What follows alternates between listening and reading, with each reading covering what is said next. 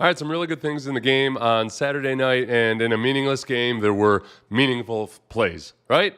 I'm not going to go and give a comprehensive breakdown of every single player in a preseason game. There's a lot of stuff I'm going to miss here, but there were 9 plays, 9 clips, a little bit misleading. There's more than nine total plays, but some of the clips are kind of compressed down into a few plays. Things that I like, things that are concerning, and things that maybe were an issue in the game, but that I'm not worried about just because of the personnel who were playing. Let's get started. And this first one is it's Derel Taylor, and this isn't going to be anything that's really earth-shattering or anything, but Derel Taylor, the defensive end that the Texans signed for a 1-year, $5 million deal, kind of a prove-it deal. He's probably hoping that he can translate this into something bigger and better.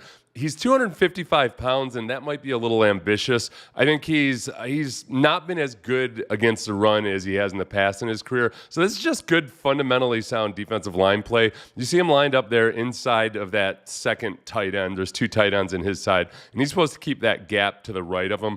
And this is hard to do right here. He fires off into the tight end. The other tight end gives him a hard shove trying to knock him out of that C gap. And he stays anchored in there. He takes on a nose tackle mentality and keeps fighting to that gap. Ends up losing the gap, but he held it enough that the running back bounces it up outside, and they're able to make the play. So not a huge deal in the grand scheme of things, but I'm watching him closely, and I love the way he moves. He moves like a linebacker. Second play here.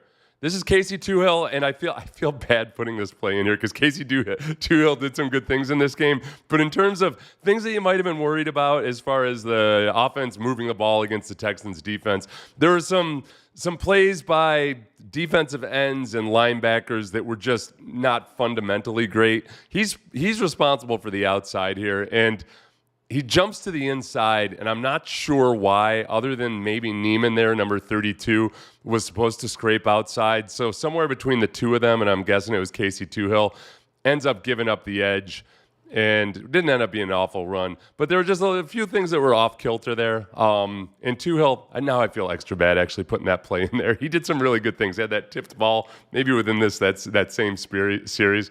I will show you some bad plays later of guys that I am genuinely worried about. The linebackers, I'm calling this one of the 9 plays, but there's several plays in here.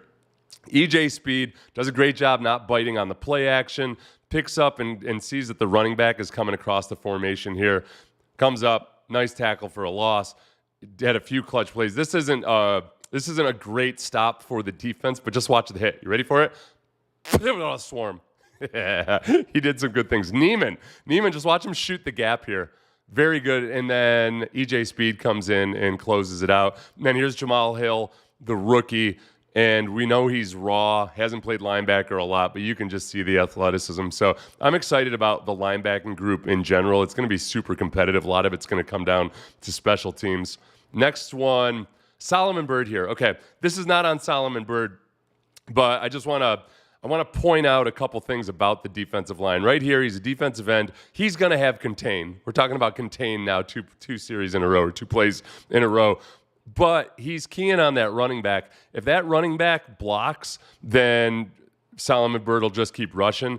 But when he goes out, he's supposed to peel on him and cover him. So what that does is it means that Tommy Togiai, who I like a lot, he's got to take over contain. And this is one of those things that's more of a veteran defensive lineman. You just got to feel it and understand, even though, hey, as a former big dumb defensive tackle, sometimes they don't ask us to think all that much. This is one of those times where he should get contain here, which would also open it up for 35. And so you lose contain there. That's one thing the Texans defense did a pretty good job of last year. When it comes to Sheldon Rankins is a guy that as a defensive tackle, when he replaces on contain, actually has the speed to get out there and make plays, more so than some of the guys like Foley Fatukasi. That's one of the less heralded areas, and I'm excited to have Sheldon Rankins back on the team. To show you how much I like Togiai, got to follow that last one up with a good play here.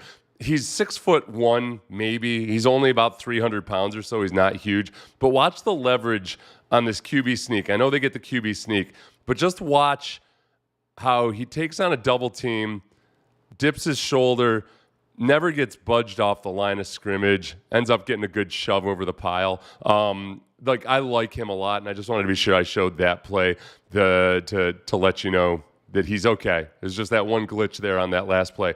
The run game, this is good. This is good stuff. There's going to be 2 sets of double teams here. You got Cade Stover and Ariante Ursary on the left, and you've got Juice Scruggs and Jake Andrews there in the middle. And what do we know from last year? On this play, these guys are going to slant, and slanting defensive linemen destroyed the Texans last year. They did not pick them up well at all. You watch this play, and watch Ariante Ursary there, the left tackle especially, as the defensive end disappears down in front of him.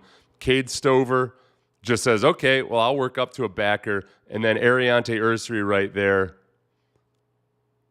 just washes him down. Juice Scruggs gets up on that backer. Backer did a good job there, but Juice Scruggs doesn't stay attached to him. But Juice Scruggs did some stuff at the first level that was good. The second level is a little dicier, but he might, with proper coaching, I think a lot of these guys are going to end up looking a lot better this year. And part of this, we look at this play compared to the zone blocking scheme. These duo plays, they're just simpler. They're more plain. It allows you to be more of a caveman and see the guy in front of you and block the guy in front of you. And there's less decision making and cohesion required. If you watch Jake Andrews, the center, the guy crosses his face, just washes him down. That allows Juice Scruggs to creep up to the second level. And we saw a lot of that. That's the one example I chose to use. This is an example I'm going to use of a player where I could have had more bad examples of him, so I don't feel bad. I feel bad that Blake Fischer is for some reason stuck in the muck here. But here's Blake Fischer, right offensive tackle. Again, somewhat simplified here when you're running duo. He's firing out on that guy, and he's just got to keep him. Just keep him right there. Keep him right there. You got the fullback coming to the outside. Ogunbowale would have a nice clear path, and he just loses it. Defensive end controls him. And I was, initially, if we watch the fullback, number 43, I was going to criticize him for losing the block, but he kind of gets knocked into a bad position, I think. He does that to himself. So good in theory, got to be a little bit better there, but it was mostly Blake Fischer getting beat that was troublesome on that play. Next play. Okay. I'm going to be doing my Believe podcast later with Cecil Shorts. Let's just watch this run out, and this is going to go to Cade Stover. We all know what happens here. Cade Stover, I think in this cover 2, he's thinking about, okay, I'm going to sit down in this pocket right between these two defenders, where I think that Davis is just thinking, no, extend it, and I'll just put it out there for you. I'm not overly alarmed or worried about this play just because I think this is a combination of it's a miscommunication or there's just not being on the same page between the quarterback and the tight end, but then also a young tight end who it might feel like, hey, look, I got a nice cozy little nook here to hang out in when Davis expected him to extend it. Still would have been a tough ball to adjust to for an inexperienced tight end, but Cade's made a lot of progress. I'm going to ask Cecil about that play specifically because that feels like one of those things where it seems like it should be obvious, but different guys might handle it different ways. Okay, this one, I just want to watch Jaylen Null again. Let's watch it play out first. Broken tackle. Okay, this part here. It's this right here. It's this strength right there. Kids, you ever wonder, like, why do I have to squat? Why do I have to work my legs so hard? Because right there, you have to have the strength to single leg press yourself up. Look at the flexibility, and then to get that right leg up underneath you, and then to keep your speed going forward. And Jaylen Null is a fiend in the weight room. He's a gym rat, and it shows up there. So kids, don't make any excuses. I'm not tall enough. I'm too small. The other kids are mean. Get in the weight room. You kick sand in their faces.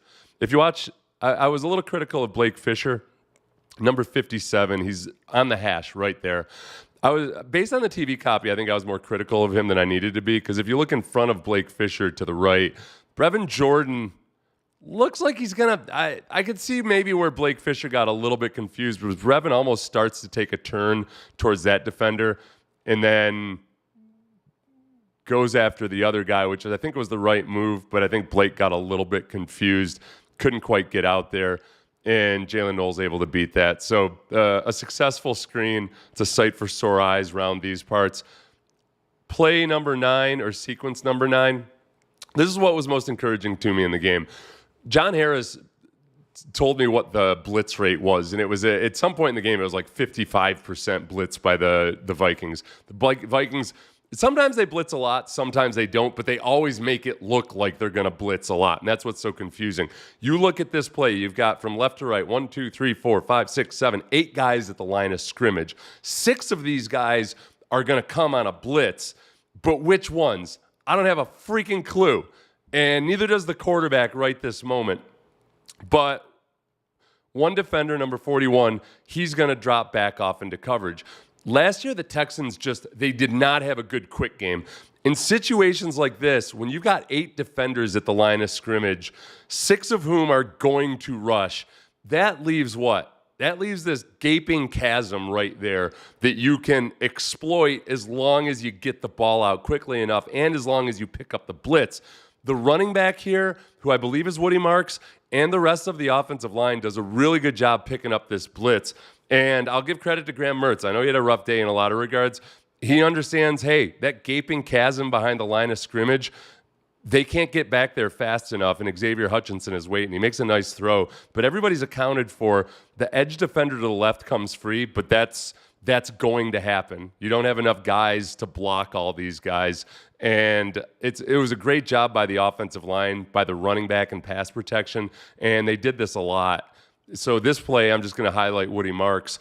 If you look at number 6, right down there at the bottom, that's who he's responsible for in pass protection. And watch him track number 6 all the way across the formation, get a hat on him, and incomplete pass, but good job by those guys. There's a lot to build on here. Even though it wasn't a lot of the starters, there was a lot of good stuff going on. Let's see. The combine numbers, I'm guessing that's for, the 23 bench press reps for a smaller wide receiver are impressive. I'm going to get ready for my Believe podcast. If you haven't subscribed to that, check it out wherever you get your podcast. It's me and Cecil Shorts, Believe in Texans, spelled BLEAV. And it's awesome to talk to Cecil about some of the finer aspects of the passing game and these young receivers. Everybody have a great day. I'll try to do another one later.